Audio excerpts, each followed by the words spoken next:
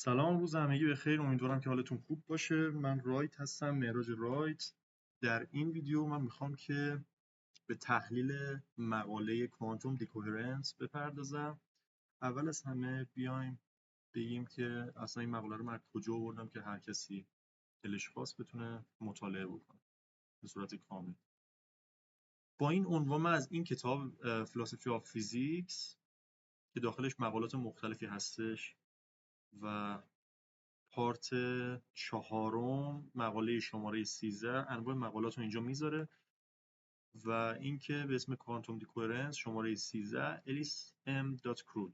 ما به این مقاله میپردازیم و اینو تحلیل میکنیم ببینیم چه خبره. خب اول ما یک طرح مسئله انجام بدم. خب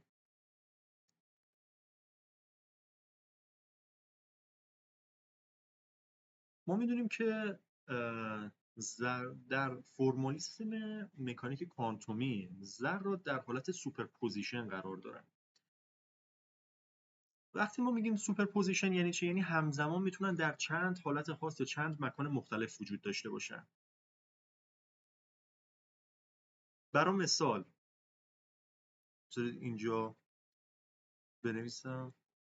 برای مثلا اسپین اسپین یک الکترون. اگر که ما یک سایی داشته باشیم برای یک الکترونی یک تابع موج، این به احتمال سای 1 در وضعیت آپ قرار داره و به احتمال سای 2 در وضعیت داون قرار داره که سای 1 به توان 2 سای 2 به توان 2 برابر میشه با 1. یعنی ذرای به توان 2 میشه احتمال بودن در این حالت. خب پس الان الکترون دو تا حالت به صورت همزمان و بر سوپرپوزیشن قرار داره و ما این رو از مکانیزم نیوتونی کوانتومی میدونیم. حالا سوال اصلی اینجا مطرح میشه. وقتی که ما میگیم که همزمان میتونه در چند حالت و چند مکان مختلف باشه، اما پس چرا ما در زندگی روزمره و جهان ماکروسکوپی این برهمنهی رو نمیبینیم؟ یعنی چرا همه چیز صلب و مشخص و در یک مکان واحده؟ برای مثال صندلی که ما درش روش میشینیم، گوشی که دستمونه، صفحه لپتاپی که داریم بهش نگاه میکنیم و هر چیزی که داریم ما میبینیم در زندگی روزمره یه دونه است ازش و در یک مکان خاص وجود داره. اما فرمولیسم کوانتومی میگه که این باید همزمان در چند جا باشه. پس چرا ما اون در یک جاه؟ یه تناقض به وجود میاد دیگه بین دنیای ماکروسکوپی و کوانتوم. خب الان چی شد؟ این مقاله در اصل داره به همچین سوالی میپردازه و میخواد این رو جواب بده. جواب این مسئله برمیگرده به واهمدوستی کوانتومی. واهمدوستی کوانتومی چیه؟ به اصطلاح خیلی ساده بخوام بگم، برهمکنش سیستم با محیط باعث گم شدن اطلاعات کوانتومی میشه و باعث نابودی روابط فاز ثابت به دلیل برهمکنش با محیط. واهمدوستی کوانتومی میگه که از لحظه‌ای که سیستم به وجود اومد سریع شروع میکنه با محیط در هم تنیده میشه و حالا این در هم تنیدگی با محیط باعث میشه که محیط روش تأثیر بذاره و باهاش برهم کنش کنه و اطلاعات فازش گم بشه. اطلاعات فازی ثابتش که در تابع موجش وجود داره این گم میشه یا این برهم میریزه، این روابطش از بین میره و همین باعث میشه که یک مکان خاص رو مثلا اون ذره انتخاب بکنه. مثلا داخل همین مثال قبلیم، خب ما گفتیم اینجا ما یک الکترونی داریم. این الکترون توی حالت سوپرپوزیشن وجود داره، یعنی اینکه همزمان میتونه به صورت آپ و داون باشه. حالا این الکترون که ما الان اینجا یک هسته‌ای داریم، الکترون فرض کنید خیلی مدل ساده دیگه، خیلی ساده و مفهومی بخوام بگم اینه که حالا ما اینجا یک الکترون داریم، این هم هستشه که داخلش پروتون و نوترون وجود داره. فرض کنید الکترون حالا داره دور این هسته میچرخه. این الکترون رو شما یک سیستم در نظر بگیرید که ما روش داریم مطالعه انجام میدیم و میخوایم حالتش رو متوجه بشیم و ببینیم که با هم دوستی رخ میده و در اینجا پروتون و نوترون میتونن محیط باشن. خب داخل محیط قاعدتا علاوه بر این مثلا فوتون هایی هم هستش که تابیده میشه و این هم میتونیم جزء محیط بگیریم و نیروهایی که خب حالا داخل اینجا نیروهایی که پروتون وارد میکنه، نوترون وارد میکنه، فوتون وارد میکنه، اون برهم کنش که وقتی وارد میکنه به الکترون باعث میشه برای مثال الکترون یک حالت خاصش رو انتخاب بکنه. برای مثلا این برهم کنش باعث میشه که مثلا حالت C1 یا آب مثلا از بین بره، حالتش صفر بشه و حالا حالت C2 که مثلا میشه داون انتخاب بشه و ما بگیم که از این به بعد الکترون حالا به سمت پایینه، یعنی اون سای در اصل میشه به اینطوری میشه. خب پس اتفاقی که افتاد برهم کنش با محیط باعث شدش که روابط فاز بین اینها به هم بخوره، بقیه حالات از بین برن و یه دونه حالت انتخاب بشه به اسم مثلا حالا داون و حالا ما اون رو از این به بعد دیگه مثلا اون رو میبینیم از الکترون. خب حالا ما داخل اینجا من میخوام یک تعریف فیزیکی با همدوستی هم نشون بدم از نگاه موجی تا نابودی تداخل. من میخوام یک تشبیه به امواج کلاسیک رو اول به شما توضیح بدم. داخل فیزیک امواج زمانی تداخل پایدار داریم که رابطه فاز میان امواج ثابت و مشخص باشه. داخل کوانتوم هم برهم نهی پاک و دست نخورده، یعنی روابط فاز میان حالات کاملا ثابت باشه. حالا با همدوستی که ما اینجا گفتیم چه اتفاقی میفته؟ روابط فاز ثابت رو که اصل دست نخوردگی و پاکی یک برهم نهی هست رو میاد از بین میبره و به خاطر همین هستش که ما اون ذره رو در یک حالت خاص میبینیم. خب اینجا من یه تفاوت هم بهتون بگم، تفاوت بین درهم تنیدگی و جفت شدگی که داخل این مقاله بهش میپردازه و میگه که این دوتا با همدیگه متفاوتن. ما یه دونه درهم تنیدگی داریم، یه دونه جفت شدگی داریم. جفت شدگی خیلی کلاسیک طوره، یعنی میگه سیستم ها لزوما به درهم تنیدگی ختم نمیشن و همچنان مستقلن از هم. مثل چی؟ مثل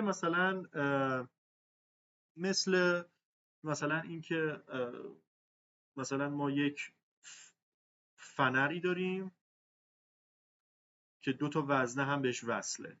این دوتا یه جوری به اصطلاح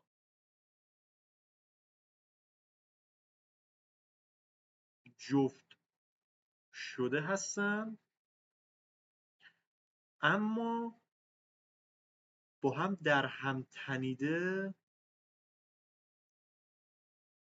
تنیده نیستن و یک حالت کلاسیک اینجا رخ داده و کوانتومی نیستش و همچنان هم ما میتونیم طبق تعریف به صورت مستقل اینا رو از هم دیگه تعریف کنیم. اما داخل در هم تنیدگی چه اتفاقی میفته؟ میگیم این در هم تنیدگی کاملا اصلا یک پدیده کوانتومیه.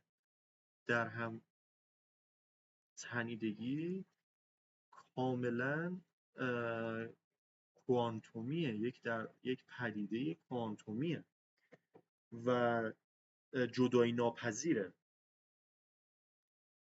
حالا ما این سیستم رو که میگیم با محیط در هم تنیدن، این دوتا از این جنس هستن نه از این جنس.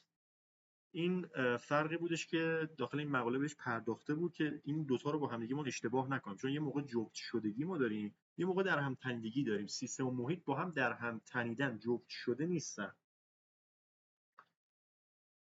خب اینم ما هم پرداختیم. حالا مورد بعدی که اتفاق میفته و این مقاله بهش میپردازه اینه که میگه ما دو نوع به اصطلاح کلپس داریم. کلپس تابع موج داریم یا همون فروریزش. یه دونه کلپس به صورت فیزیکال هستش، یه دونه افکتیو هستش. اون چیزی که معمولا ما بهش مثلا وقتی که میگیم کلپس تو ذهنمون میاد، یه چیز فیزیکاله. یعنی چی؟ یعنی که یک مکانیزم غیبی و یک چیز غیر خطی در طبیعت وجود داره که کلا تاب موج رو نابود میکنه و یه دونه از اون حالتش رو برای ما انتخاب میکنه. این معمولا اون چیزیه که داخل ذهن بقیه هستش. اما داخل این مقاله میاد میگه یه دونه کلپس دیگه هستش به, به اسم افکتیو کلپس یا فروریزش مؤثر، که منظور از واهمدوستی همین افکتیو کلپس هستش. و داخل این میاد میگه که هیچ مکانیزم غیبی در طبیعت وجود نداره. معادلات دقیقا همون معادلاتیه که ما حل میکنیم، معادلات شرودینگر، معادلات تحول، خطی هم هستش. و با همدوستی صرفا از برهمکنش سیستم با محیط به وجود میاد و اینجور نیستش که وقتی که یک حالت انتخاب شد بقیه حالات در کل کیهان غیب بشن یا از بین برن. نه، اونا هستن، فقط اون حالت انتخاب شده. یعنی چی؟ یعنی برای مثال الان ما داخل مثال بالا که داشتیم سای برای اسپین یک ذره C1 آپ به علاوه C2 داون، یک برهمکنشی به وجود میاد و برای مثال این حالت رو انتخاب نمیکنه طبیعت و این حالت رو انتخاب میکنه که ما دیگه میایم میگیم که سای داون. خب داخل این حالت میگه که این اتفاق نمیفته که داخل افکتیو این اتفاق نمیفته که حالت آب کلا در کیهان غیب بشه برای این ذره الکترون. میگه نه، میگه اون حالت هم هستش، فقط اون حالت رو ما دیگه نمیبینیم و طبیعت این حالت داون رو انتخاب کرده به خاطر برهم کنش. بعد از این که میاد این حرفا رو میزنه داخل مقاله، یک اصطلاحی رو میاد به کار میبره به اسم احیای همدوستی. احیای همدوستی احیای همدوستی چیه؟ میگه که سیستمی که واهمدوست شده، در ادامه این صحبتش در مورد افکتیو کلپس میاد اینو میگه که زمانی که یک سیستمی با محیط برهم کنش پیدا میکنه و شروع میکنه به واهمدوست شدن، ما میتونیم خواص کوانتومی شو تحت شرایطی دوباره برگردونیم و از محیط یه جوری پس بگیریم به اصطلاح. در صورتی که اگر فیزیکال کلپس رخ میداد، اینطوری بودش که تمام حالت دیگه از بین رفته، غیب شده در کیهان، ما فقط همون یه دونه حالت رو دیگه انتخاب کرده و دیگه هیچ احیایی دیگه وجود نداشت. اما داخل افکتیو کلپس میگه که نه، اون حالات بقیه غیب نشدن، فقط ما نمیبینیمشون و طبیعت این رو انتخاب کرده. حالا تحت شرایطی میتونه خواص کوانتومیش دوباره برگرده. برگردیم به اسلاید ها. اسلاید بعدی مرز و محدودیت واهمدوستی رو میگه. خب قاعدتا این نظریه همه چیز رو توضیح نمیتونه بده در مورد کوانتوم. یه باگ‌هایی هم میمونه که نمیتونه توضیح بده. حالا چه چیزایی رو میتونه به چه سوالاتی جواب بده، به چه سوالایی نمیتونه جواب بده، اینو حالا جلوتر باز دقیق‌تر هم توضیح میدم. میگه میتونه این رو توضیح بده که چرا طبیعت پایه‌های خاص رو ترجیح میده و چرا جهان ما به نظر کلاسیکه. یعنی همونطور که گفتم میتونه این رو بهمون توضیح بده که چرا مثلا این صندلی یه دونه حالت رو انتخاب میکنه و حالا اون حالته دقیقاً مثلا حالا دیگه اون حالت رو انتخاب میکنه و ما جهانمون رو کلاسیک داریم میبینیم. اون فرایندش رو بهمون میگه چطور اتفاق میفته. ولی چه چیزی رو حالا توضیح نمیده. اینو توضیح نمیده که چرا در آزمایش مثلا گزینه الف رو انتخاب میکنه اما گزینه ب رو انتخاب نمیکنه. میگه که خب حالا داخل همین مثال صندلی میگه که چطوری این فرایند اتفاق افتاد که صندلی رو ما دقیقاً مثلا یک مکان میبینیم، اما این رو توضیح نمیده که چرا ما داخل اون مکان میبینیم، چرا طبیعت تصمیم گرفت که این پایه از مکان رو انتخاب کنه به جای مثلا یک پایه دیگه، به جای پایه دو. این رو بهمون نمیگه، ولی بهمون اون فرایندی که حالا ما جهان رو کلاسیک میبینیم به این سوال جواب میده. اینو من گفتم، حالا در جلوتر من اینو بیشتر توضیح میدم. از لحاظ درجات آزادی سیستم و محیط، داخل این مقاله میاد 4 تا مدل استاندارد واهمدوستی رو پیشنهاد میده و معرفی میکنه. اولیش پیوسته هستش، یعنی نوسانگر، مثل ذرات براونی کوانتومی در یک گاز که بر اثر برخوردهای مداوم با محیط فازش رو به سرعت از دست میده. معنای این که فازش رو از دست میدن ما گفتیم، یعنی واهمدوستی رخ میده. مدل دوم پیوسته گسسته هستش. اون اولی که من می‌نویسم پیوسته مربوط به سیستمه، اون دومی مربوط به محیطه، یعنی سیستم پیوسته در یک محیط گسسته که این نوسانگر اسپینه، یعنی سیستم با درجات آزادی پیوسته در حمام اسپینی گسسته. حالت بعدی یک سیستم گسسته در یک محیط پیوسته هستش که به اصطلاح میشه اسپین نوسانگر. سیستم یک ذره اسپینی یا فرمیونی گسسته که در محیطی از نوسانگرهای پیوسته هستش. و حالت آخر گسسته هستش، یعنی اسپین سیستم گسسته که در محیطی از ذرات اسپینی دیگه که بهش مثلا قاعدتا حمام اسپینی میگن قرار داره. و حالا داخل این آخری گسسته تمام کامپیوترهای کوانتومی و از این قبیل رو، اون مهندسیاش رو در این دسته گسسته قرار میگیره که حالا من جلوتر بهتون میگم یک مثالشو.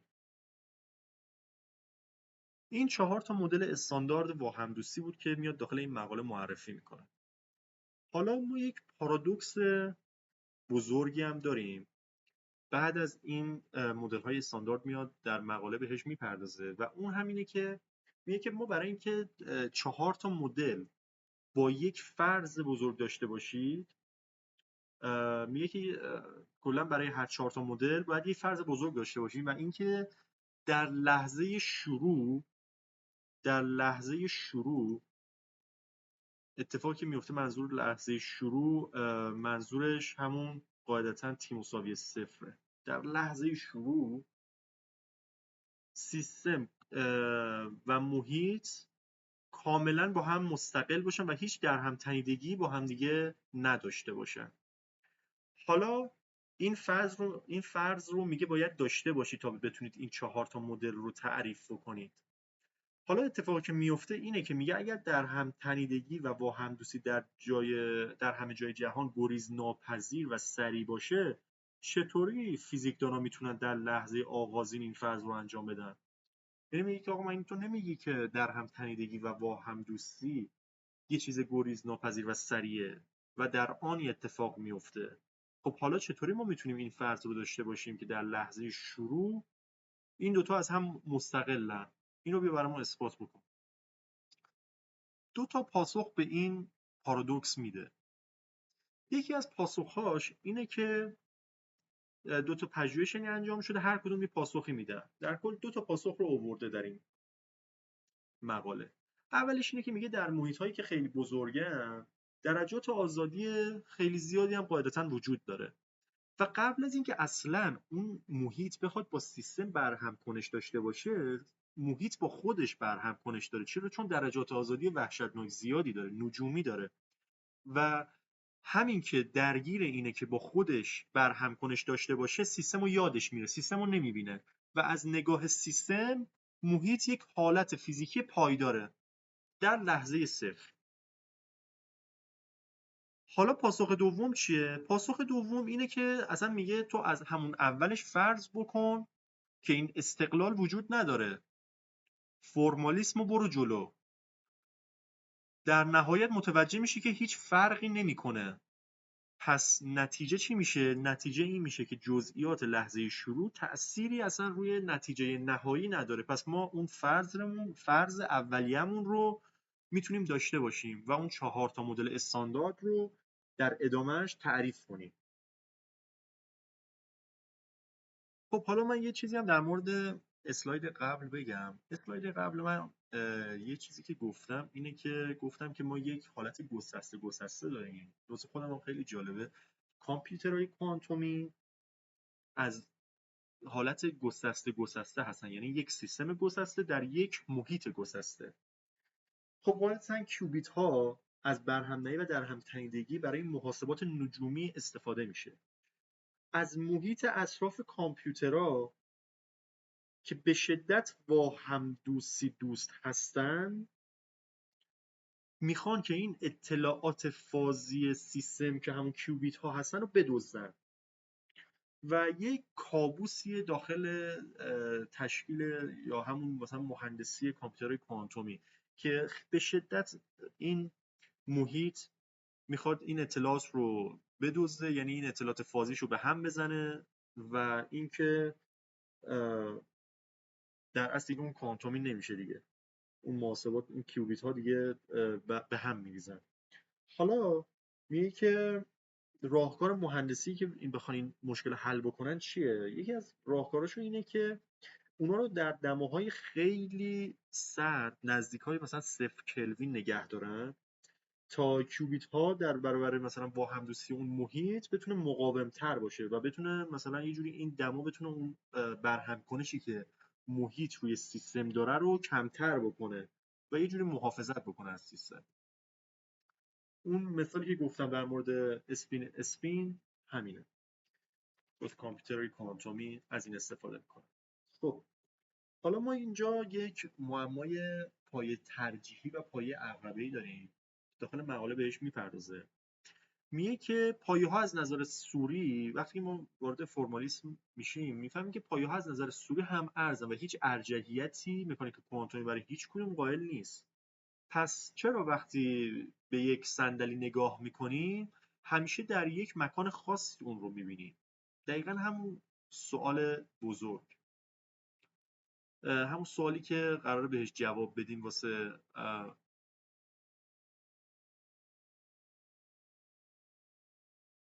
پایه‌ها از نظر سوری هم ارز هستن و هیچ ارجحیت مکانیک کوانتومی برای هیچ کدام قائل نیست. پس چرا وقتی ما به صندلی نگاه میکنیم همیشه در یک مکان خاصی رو میبینیم؟ پاسخ با هم دوستی به این سوال اینه که چرا ما یه مثال بالا خودمون بریم داخل همین مثالمون. مثلا میگه حالا داخل این یک برهم کنشی سیستم با محیط انجام داد و داون انتخاب شد، اسپین داون انتخاب شد. حالا میگه که این دوتا قاعدتاً شما فرض بکنید که هیچ ارجحیتی بین اینا وجود نداره و هر کدومشون هم مثلا 50-50% باشن. حالا چرا داون انتخاب شد، چرا آپ انتخاب نشد؟ پاسخ نظریه واهمدوستی به این سوال اینه که اون پایه که انتخاب شده یک پایداری نسبی داره در مقابل نویزهای محیط. خب همونطور که گفتم پس محیط یه نویزهایی وارد میکنه، یه پایه انتخاب میشه. اون پایه چرا انتخاب شده؟ به خاطر اینکه یک پایداری نسبی داره. حالا این پایداری نسبی یعنی چی اصلا از لحاظ ریاضیاتی؟ پایداری نسبی یعنی اینکه دو عملگر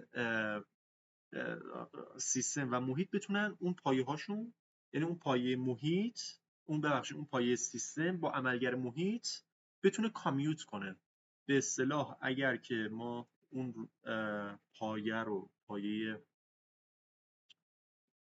بذارید اینجوری بنویسم، A میشه برای سیستم پایه سیستم، یکی از پایه های سیستم، و B میشه محیط.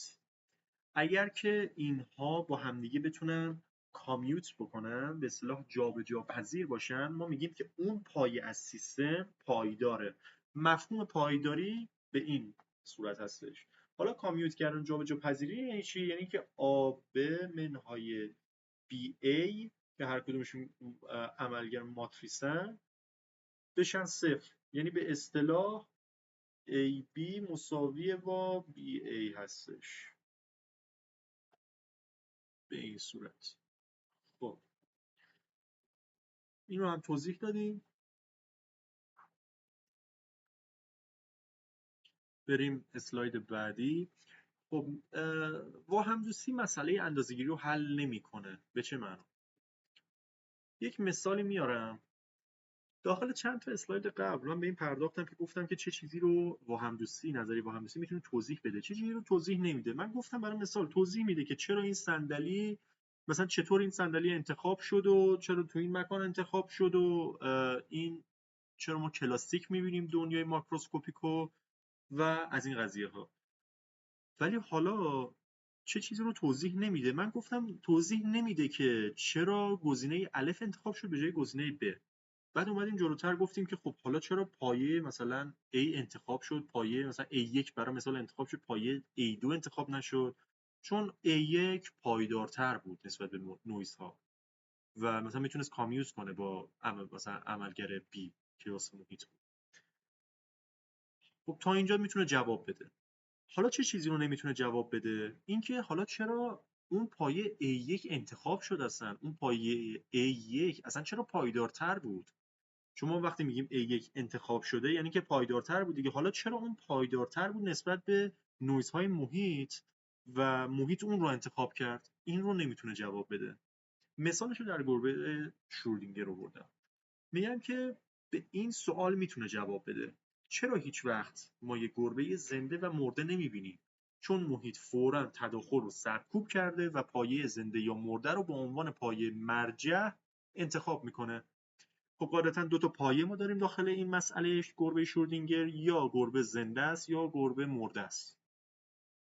اتفاقی که میفته گربه پس یک سیستم، محیط اطرافش که حالا میتونه هر چی باشه روش برهم کنش داره و باعث میشه که اون پایه‌ای که پایدارتره، یعنی یا زنده، پایه زنده یا پایه مرده، اونی که میتونه با محیط کامیوت کنه، جابجا بشه و پایدارتره، اون انتخاب میشه. حالا یا زنده است یا مرده است و ما همزمان گربه رو زنده مرده نمیبینیم، یا زنده میبینیم یا مرده میبینیم.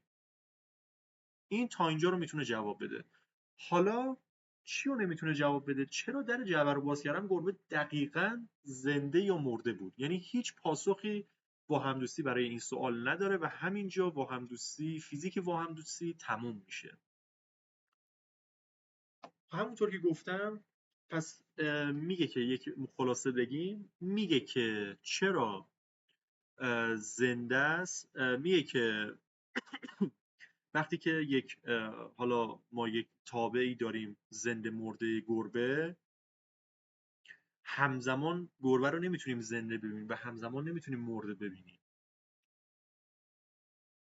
و قاعدتا هر کدوم از پایه ها که پایدارتر بودن نسبت به نویز ها میتونن دووم بیارن و ما اون حالت رو میبینیم. حالا چرا اون حالتی که ما میبینیم اون پایداره، چرا اون پایداره زنده است یا اون پایداره مرده است؟ اون رو نمیدونیم طبیعت چرا این رو انتخاب کرده به عنوان حالت پایدار و میتونه باهاش کامیوت کنه. به اینجا، به این مسئله دیگه نمیتونه با همدوستی جواب بده و اینجا دیگه متوقف میشه.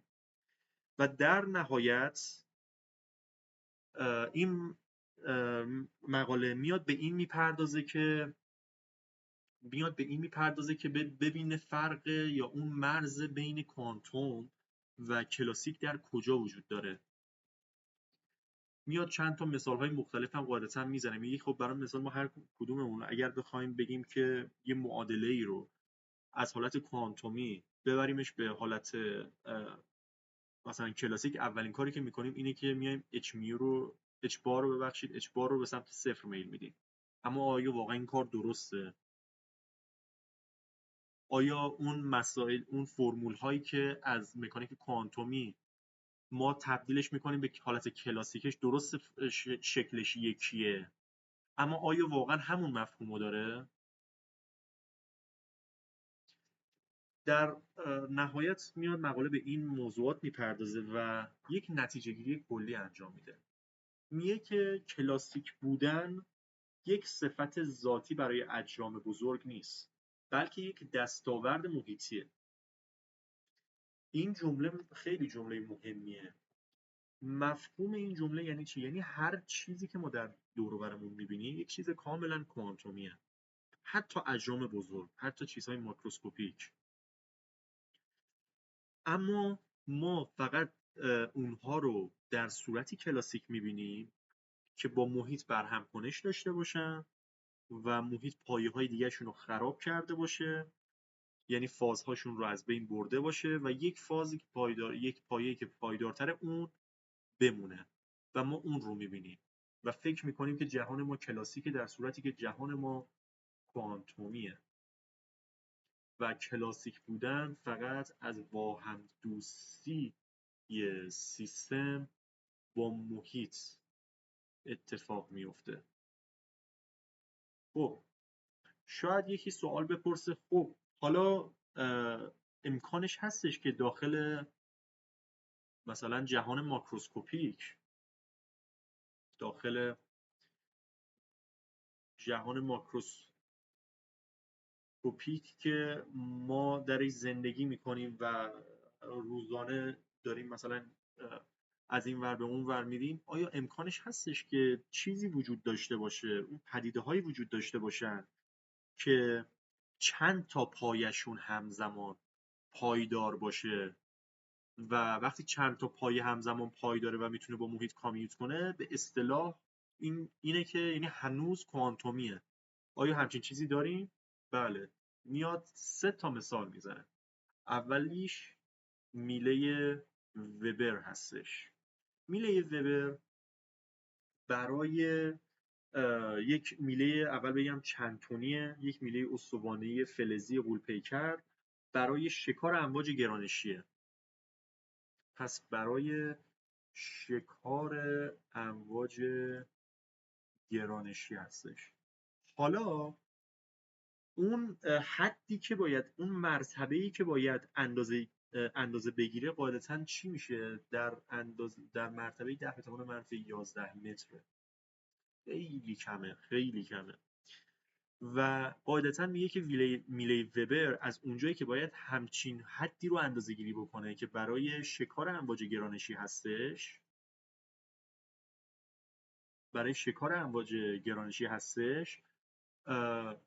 باید ما باهاش مثل یک نوسانگر کوانتومی برخورد بکنیم و همین برخورد کردن مثل یک نوسانگر کوانتومی یعنی اینکه داره خاصیت‌های کوانتومی از خودش نشون میده. پس این یکی از مثال هاست. همونطور که گفتم چند تونه، یعنی خیلی دیگه این از لحاظ جرمی زیاده، به شدت ماکروسکوپیکه، اما داره خصوصیت کوانتومی از خودش نشون میده، چون فیزیکدانا باید باهاش مثل یک نوسانگر کوانتومی برخورد بکنن. همونطور که گفتم چیزی در مرتبه 10⁻11 متر رو داره دیتکت میکنه. مثال بعدیش میشه لیزر. لیزرهای ساده‌ای هم که حتی مثلا داخل جیب ما هم هستش که ما روزانه ازش استفاده میکنیم، یه چیز کاملا کوانتومیه. مثلا از میلیاردها فوتون در یک برهم‌نهی همدوز یک لیزر پدید میاد که همه دارن با هم حرکت میکنن، اما ما داریم اون رو به صورت ماکروسکوپیک میبینیم هر روز. یه لیزر خیلی ساده. پس اینم دومین پدیده ماکروسکوپیکه که در اصل کوانتومیه. سومین پدیده در مورد ابررسانه‌ها هستش. جریان‌های الکتریکی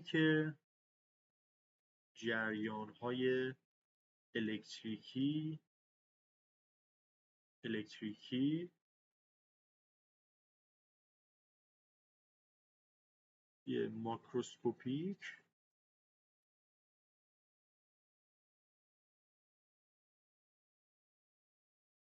که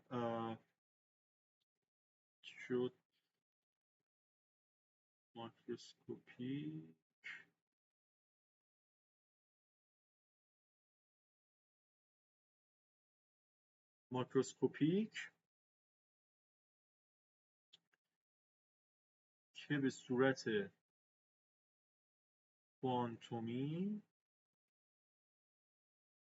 و بدون مقاومت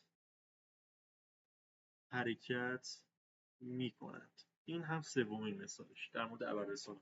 میتونه مثلا اثر حال کوانتومی هم باشه. اثر حال کوانتومی ما اونطور که میدونیم از قبل، همونطور که میدونیم جریان اصلا یک چیز کاملا ماکروسکوپیکه، یک چیز کلاسیکه، یک چیز پیوسته است.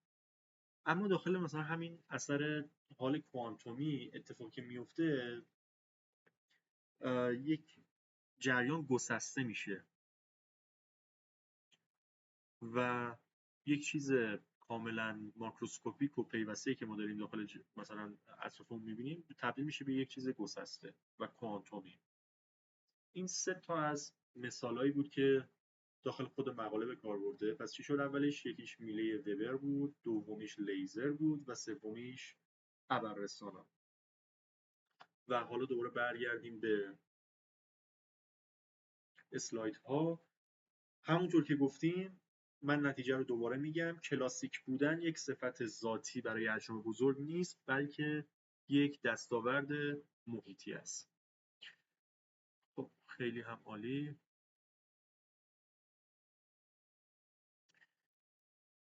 مقاله ما تحلیلش تموم شدش.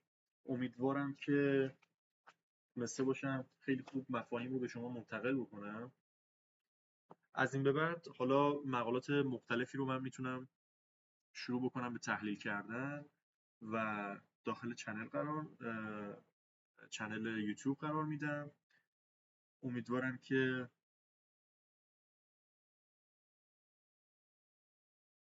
و در نهایت با سپاس از شما، خدا نگهدار.